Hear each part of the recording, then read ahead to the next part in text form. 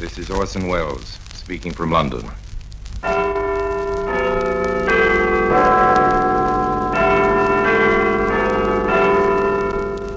The Black Museum.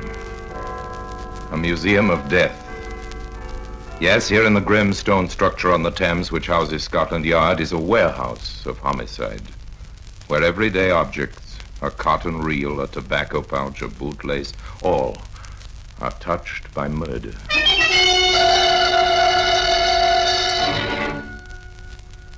Here's a shopping bag. Faded green canvas, square in shape, large enough to envelop a human head. There you are, sir. Would Madame like to take it? No? Nothing inside now. These wisps of blonde hair were found inside by the experts in the police laboratory, but that was a long time ago. Who did the hair belong to? Well, there was no doubt about that.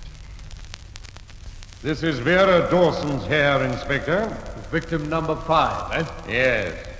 She's been in the habit of bleaching her hair for years.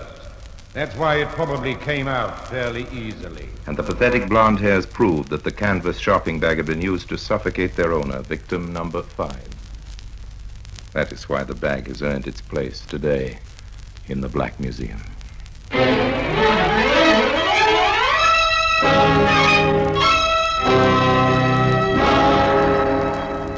From the annals of the Criminal Investigation Department of the London Police, we bring you the dramatic stories of the crimes recorded by the objects in Scotland Yard's Gallery of Death, the Black Museum.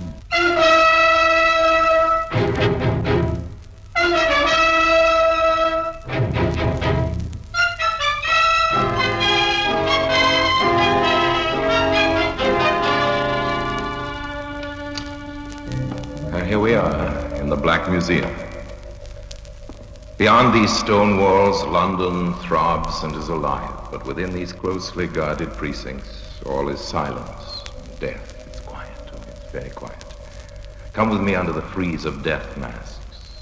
The masks of criminals of bygone days, suspended grimly below the ceiling.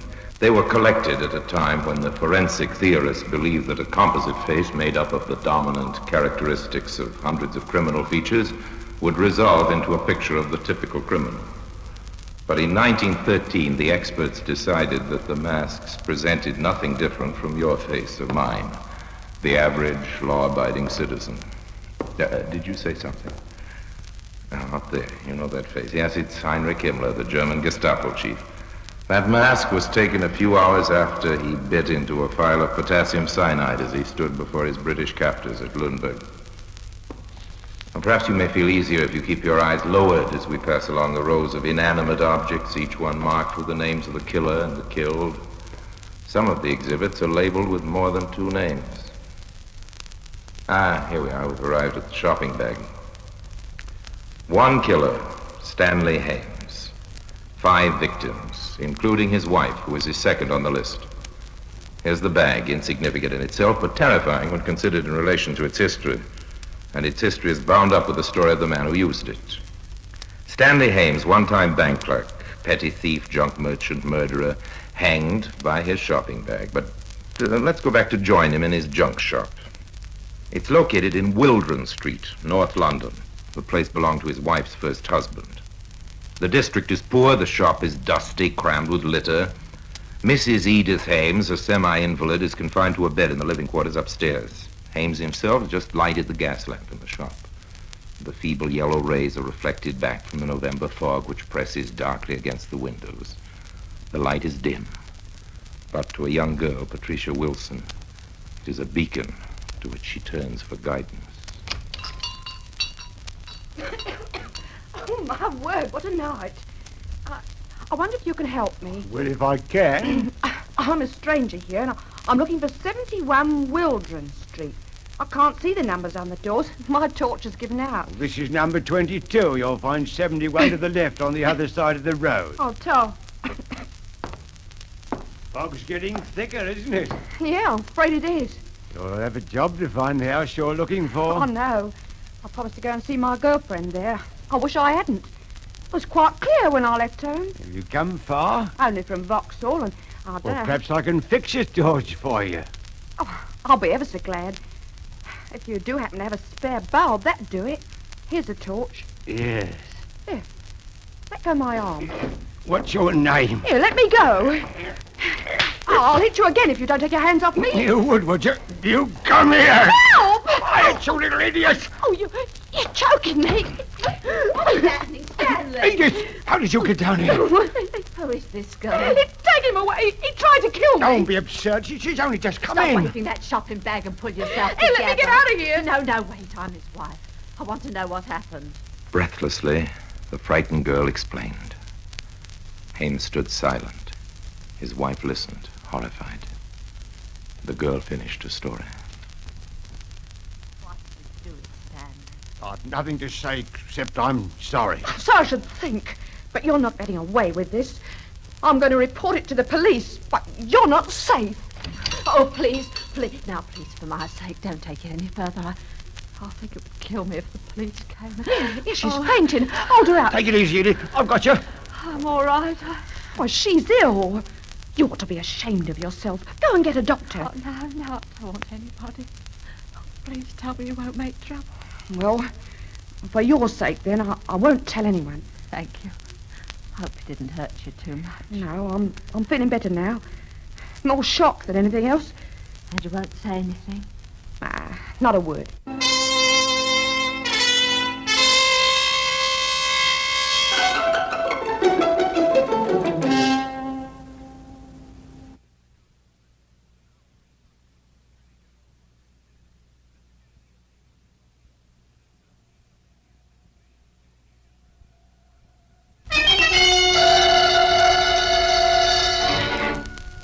In her efforts to avoid a scandal, Edith Hames had signed her own death warrant.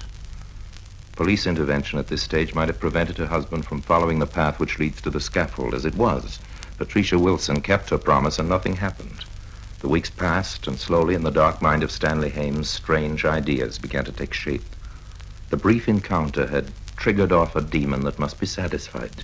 And at last, the fatal opportunity presented itself in the comely form of a Miss Sylvia Parks, age 27. Good evening. Can I see the second-hand doll's pram you've got advertised in the window? Yes, it's at the back of the shop if you'd like to have a look. It's my sister's little girl. She's 8 tomorrow and I can't afford much. Well, this is a bargain. I only picked it up 2 days ago. There it is. Oh, all right. I don't think much of that. I thought there was a catch. Oh, you have a good look at it. You won't do better for the money. Oh, no. No, it wants painting. Here. What you doing? Oh. This time there was no noise to attract the attention of the invalid upstairs. With one powerful hand over his victim's mouth, Hames reached for the canvas shopping bag. Slipping it over her head, he drew the cords tight. And there was silence. That stopped her. I must get her out of sight. Gently does it. Edith mustn't hear. Now, loosen the floorboards by the back door. I must put it down quickly. Sylvia Parks disappeared into the 4-foot cavity between the foundations of the building and the floorboards above the ground floor. But although Mrs. Hames may have heard nothing upstairs, she must have sensed the horror below. Quite suddenly, before her husband could replace the boards, she appeared at the door, leaning heavily on her stick for support. What's that?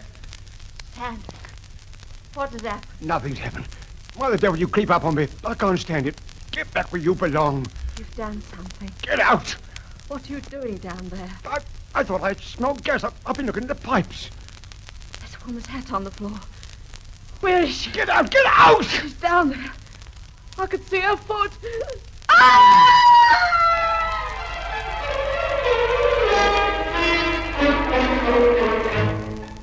Edith Hames lay silent in death beside the body of Sylvia Parks. And what of the murderer? Was the demon satisfied? Seems that for the moment he was. According to Hames's own story, he took himself off that night to the local public house. Felt that he needed company. Live company. All right, if it isn't the old junk man himself. How's business, chum? Business is fine. Well, you wouldn't think so looking at that shop of yours. It looks like a blooming morgue. What Why don't you give it a good clear out, eh? If you'll look after your own affairs, I'll attend to mine. All right, I was only kidding. Here, have a drink. Now. Yes, I will. I'll have a large scotch. Oh, getting your own back, eh? All right, I asked for it. Large scotch for Mr. Ames, please, Sally. Okay, celebration, are you? Yes, I'm celebrating. Here, how's that wife of yours? Is she any better? My wife? Oh, yes, she's much better now. Oh, I'm glad about that. She used to be a regular in here when she was married to... Well, I've known her a long time, of course. Yes, longer than I have. Well, tell her Joe was looking after her, will you? Me and the missus have promised to come round and see her one night. Oh, well, didn't you know she's going to stay with her married sister in Birmingham? Has she? I never knew she had a sister up there. Oh, yes. Oh, well, yeah, here's your drink. Bottoms out. Now I see why you're out on the loose. Oh, cheerio. Yes, I needed that. Whoa, it's not much fun living on your own, is it? Oh, I'm as miserable as sin when my missus pops over to see her mother. Still, it's better than having the old ma popping round to see us. Oh, not that I don't like it. It's not much fun living on your own. Hames discovered that in spite of the fact that he was not exactly alone in his dark little shop. There were too many shadows. The mice playing amongst his shabby merchandise would startle him. But without money, there was no escape. So he decided to let the back bedroom, and he advertised it discreetly in a small journal which was not circulated in his home district. His lodger would have to be a complete stranger, and so he turned out to be. But he couldn't escape from the faded canvas shopping bag, which has earned its place so well in the Black Museum.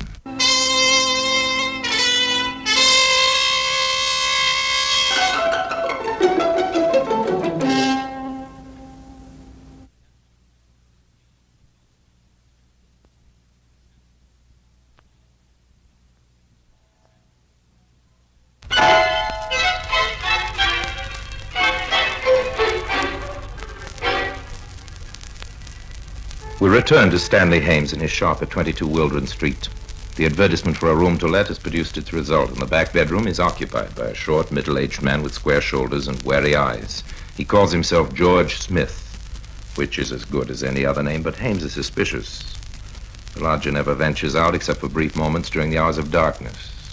He behaves like a man who has something to hide, and Stanley Hames, now desperately short of money, decides to cash in on his opportunities. Who's there? Only me. Want to speak to you. What do you want? I hope you find the room comfortable. Suits me. Yes, it's well tucked away, isn't it? Nobody would look for you here. What are you getting at? Nothing. But I'm afraid I've got to increase your rent. Ah, it's like that, is it? Yes, it is. I'm no fool. You dirty little runt, I could break you in half. Think so? I've got strong hands, you know. And if I did happen to disappear, things would become even more complicated for you, wouldn't they? I don't know what the devil you're talking about. Well, I'm increasing your rent from £1 a week to £5 a week. Go on, you thieving If you don't swine. like it, you can get out. I see. All right. I'll give you £3. That's my limit. It's 5 all out. For 5, you get food and protection. So you found out who I am, eh? Yes. Okay. I'll take your terms. Here's your first, Father. The bluff has worked. Hames had no idea that his lodger was, in point of fact, Gary Saunders, a wanted man. His partner had squealed on him following a vicious case of robbery with violence. Now every policeman in the country was on the lookout for him. But how infinitely safer he would have been in jail. As it was, his hush money restored Hames to his old self, and once again, the demon started working. Towards the end of January, the murderer met a painted lady who agreed to visit his home. It was during the night that Smith, alias Saunders, was awakened sharply from an uneasy slumber. He jumped from his bed, crossed the narrow landing, and burst into the room which he knew Hames occupied. It was a pretty clear case of murder. By heavens, take that thing off her head. How dare you come in here? Take that bag over, get out of the way. Stop! Stop!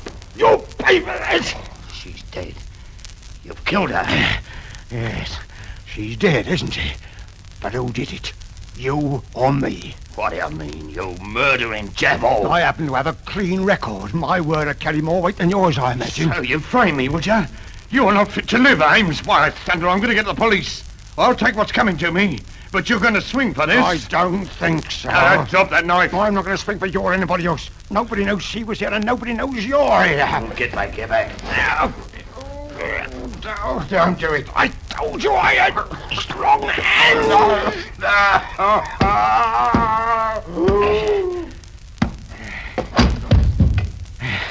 You didn't think I was strong enough, did you? Now you've learned your lesson. I can't be beaten.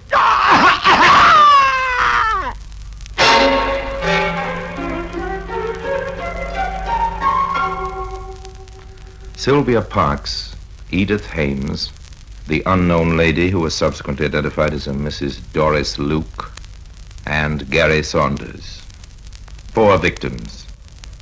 And to avoid the trouble of dragging the last 2 down the stairs to the burial ground under the shop floor, Hames shut them away in a cupboard in the bathroom.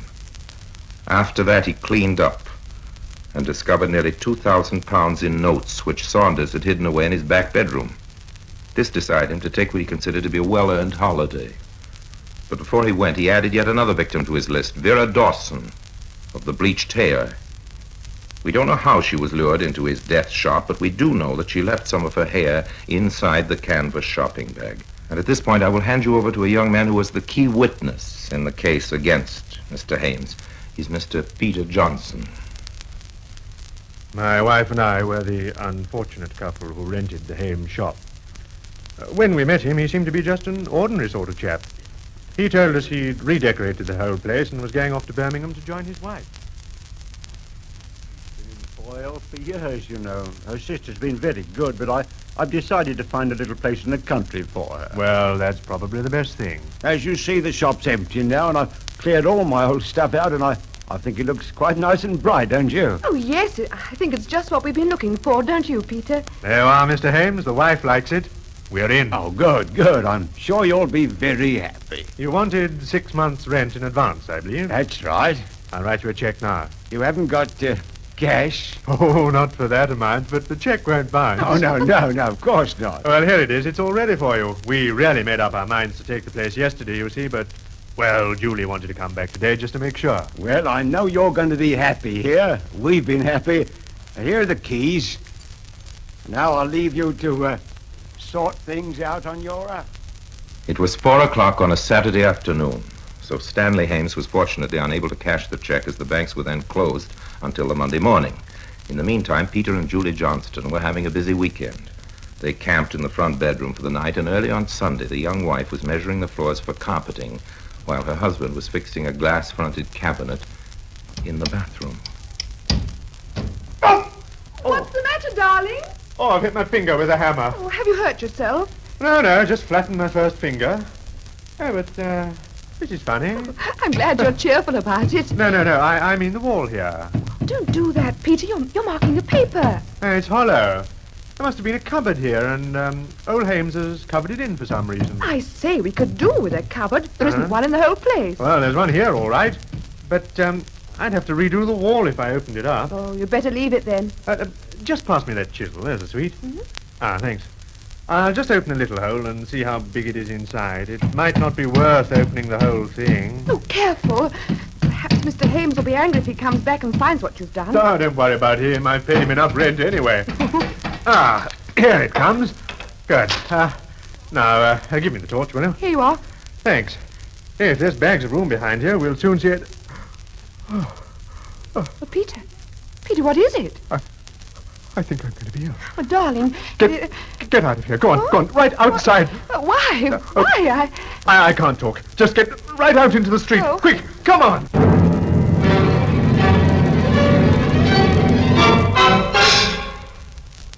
The police were on the spot within a matter of minutes. As their cars roared into Wildron Street in answer to Peter Johnston's call, curtains fluttered in front windows, and a growing crowd appeared quickly outside number 22. Are you Mr. Johnson, sir? Yes, that's right. This is my wife. I'm Inspector Denton. Perhaps the lady had better stay out here while you show us the way up.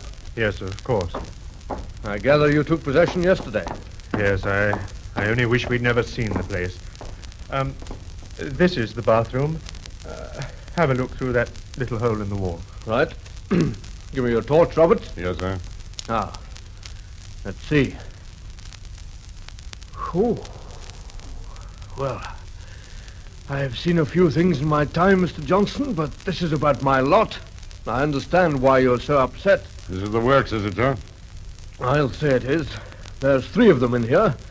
A man and 2 women. You better go down to your wife while we take the whole wall down, Mr. Johnson. We haven't seen the half of it yet. In point of fact, the inspector had seen rather more than half of it. The bodies of Sylvia Parks and Edith Hames were discovered under the shop floor a few hours later. By that time, the whole building was being methodically opened up. Floors were lifted, chimneys explored, the foundations and the small patch of garden were being dug, and the word went out to get Stanley Hames. We managed to obtain a photograph of him from one of his neighbors, but we were dealing with a wily customer. Even before he knew the chase was on, he'd shaved the top of his head, which gave the impression of baldness, and he put on horn-rimmed spectacles, which completely changed his appearance. He heard on the radio that the balloon had gone up sooner than he expected, and by then he was well away from London. Those notes which Jerry Saunders got on his last job, Superintendent, I've got the numbers. Good. And there's no possibility of the money being hidden away in 22 Wildron Street? No, sir.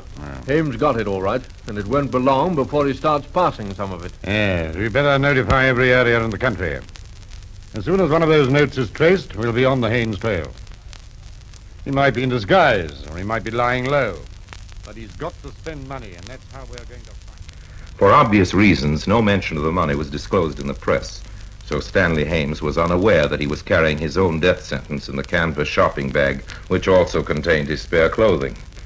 Yes, he had taken the bag with him. Perhaps it had a morbid fascination. Perhaps he thought he might use it again. But anyway, it made a convenient carrier. Convenient for him and, as it transpired, convenient for the police. Days after the murders were discovered, I had a call from a young lady named Patricia Wilson. She told me how the previous November she'd been caught out in a fog and gone into the Hames junk shop for directions. She told me how he'd attacked her and how his wife had pleaded that she shouldn't report it to the police. Oh, I made a terrible mistake. But I had to come and tell you. We're very grateful to you, Miss Wilson. Now, if you can cast your mind back, I'd like you to try and tell me every little detail of what happened and what was said. Well, the first words I really heard Mrs. Hames speak sounded sort of funny and out of place. Oh, how was that? He got one hand on my throat when she'd come in, and he was fiddling about with something over my head. She said to him, she said, "Stop waving that shopping bag and pull yourself together," she said. I see. Do you suppose he was trying to pull the bag over your head? Oh, my goodness, I never thought of that. What sort of bag was it? Green canvas thing with a string round the top. You traced anything like it amongst the stuff he disposed of, Inspector? No, sir. No bags or cases. Yeah, and it's just possible he might still have the bag with him. Better add that to the general description. Yes, sir. Right away. A detail, a flimsy possibility. But every step had to be taken that might help to trace the murderer. Then, after nearly a week of suspense, the first stolen note was reported right in London. Hames had come back to hide amongst the teeming millions in the great city. The search was concentrated now, and after 9 days on the run, Hames was caught. It was the canvas bag which attracted the attention of a plainclothes officer. It made him concentrate on the man's face, and, taking a chance, he approached him. Excuse me, sir. Yes? I'm a police officer. I'm sorry to trouble you, but I wonder if you'd just remove those glasses for a moment. All right. There you are. Are you Stanley Hames? No, you've made a mistake. Perhaps you'd come along to the station with me. We may not keep you for long. Suppose I refuse. I'll still have to take you. Okay. Hames went like a lamb, and once inside the station, he readily admitted his identity. The murderer was found and the chase was over. All because of a faded green canvas shopping bag which has earned its place today in the Black Museum.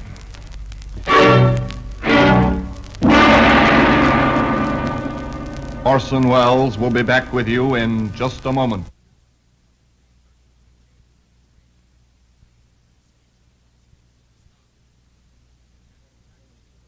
Hames was a killer because it was his desire to kill. Except in the case of his one male victim, he killed coldly and ruthlessly. He had no pity. In fact, as we know, he would celebrate his murders. At his trial, he was obviously pleased to be the center of attraction, and for some reason he confessed to every detail relating to his first 4 murders. But with regard to his 5th victim, Vera Dawson, he would say nothing. But the evidence was in the bag. This is Vera Dawson's hair, Inspector. Victim number 5, eh? Yes. She's been in the habit of bleaching her hair for years. That's probably why it came out fairly easily. So Stanley Hames went to the scaffold, and the pathetic blonde hairs lie beside the faded green shopping bag in the Black Museum. Now, until we meet again sometime in the same place, I tell you another story about the Black Museum. I remain, as always, obediently yours.